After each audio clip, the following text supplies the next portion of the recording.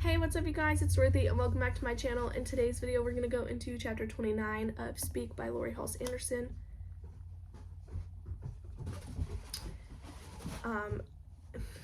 Yeah, let's get right into this video. This video may contain sensitive topics and foul language. If you do not wish to continue, please click off of the video now. Giving thanks. The Pilgrims gave thanks at Thanksgiving because the Native Americans saved their sorry butts from starving. I give thanks at Thanksgiving because my mother finally goes to work and my father orders pizza. My normally harried, rushed mother always turns into a strung-out retail junkie just before Turkey Day. It's because of Black Friday, the day after Thanksgiving, the start of Christmas shopping season. If she doesn't sell 1 billion shirts and 12 million belts on Black Friday, the world will end. She lives on cigarettes and black coffee, swearing like a rap star and calculating spreadsheets in her head. The goals she sets for her store are totally unrealistic and she knows it. She can't help herself. It's like watching someone caught in an electric fence, twitching and squirming and very stuck. Every year, just when she's stressed to the snapping point, she cooks Thanksgiving dinner. We beg her not to. We plead with her. Send anonymous notes. She doesn't listen. I go to bed the night before Thanksgiving at 10 p.m. She's pounding on her laptop at the dining room table. When I come downstairs Thanksgiving morning, she's still there. I don't think she slept. She looks up at me in my robe and bunny slippers. Oh, damn, she says. The turkey. I peel potatoes while she gives the frozen turkey a hot bath. The windows fog up, separating us from the outside. I want to suggest that we have something else for dinner, spaghetti maybe, or sandwiches, but I know she wouldn't take it the right way. She hacks at the guts of the turkey with an ice pick to get out of the bag of body parts. I'm impressed. Last year she cooked the bird with the bag inside. Cooking Thanksgiving dinner means something to her. It's a holy obligation, part of what makes her a wife and a mother. My family doesn't talk much, and we have nothing in common, but if my mother cooks a proper Thanksgiving dinner, it says we'll be a family for one more year. Kodak logic. Only in film commercials does that stuff work.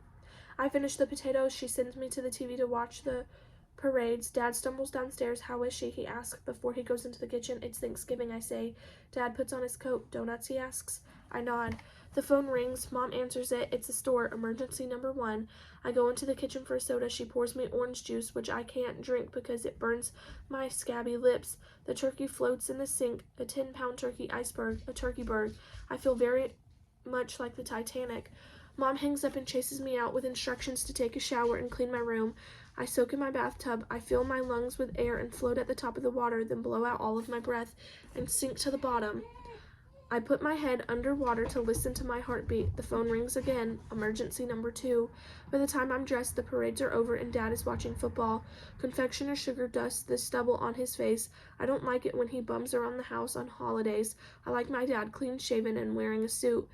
He motions for me to get out of the way so he can see the screen. Mom is on the phone. Emergency number 3.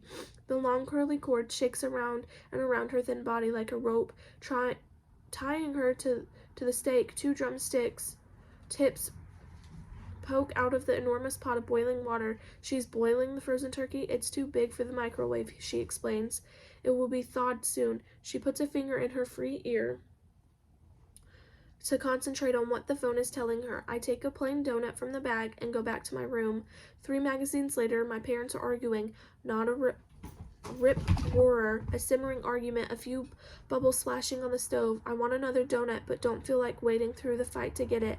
They retreat to their corners when the phone rings again. Here's my chance. Mom has the phone in her ear when I walk into the kitchen, but she isn't listening to it. She rubs the steam from the window and stares into the backyard. I join her at the sink. Dad strides across the backyard wearing an oven mitt and carrying the steaming turkey by one leg. He said it would take hours to thaw.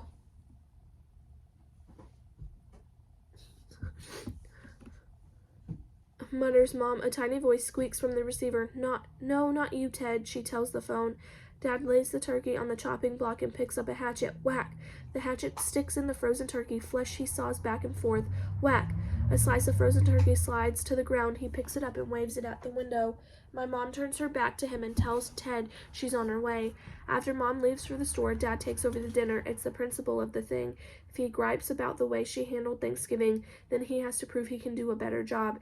He brings in the butcher dirty meat and washes it in the sink with detergent and hot water. He rinses off the hatchet. Just like the old days, right, Melly? Fellow goes out into the woods and brings home dinner. This isn't so difficult. Cooking just requires some organization and the ability to read. Now get me the bread. I'm going to make real stuffing the way my mother used to. You don't need to help. Why don't you do some homework, maybe some extra credit work to pull those grades up? I'll call you when dinner is ready. I think about studying, but it's a holiday, so I park myself on the living room couch and watch an old movie instead. I smell smoke twice, wince when glass shatters on the floor, and listen in the other phone to his conversation with the turkey hotline lady. She says turkey soup is the best part of Thanksgiving anyway. He calls me into the kitchen an hour later with the fake enthusiasm of a father who's screwed up big time. Bones are heaped on the cutting board. A pot of glue boils on the stove. Bits of gravy, green and yellow, roll in the burping white paste. It's supposed to be soup. It tasted a bit watery, so I kept adding thickener, but I put in some corn and peas. Call for pizza. I'll get rid of this. I order double cheese, double mushroom. Dad buries the soup in the backyard next to our dead beagle, Ariel. That is the end of this chapter. I will see you guys in the next video. Bye!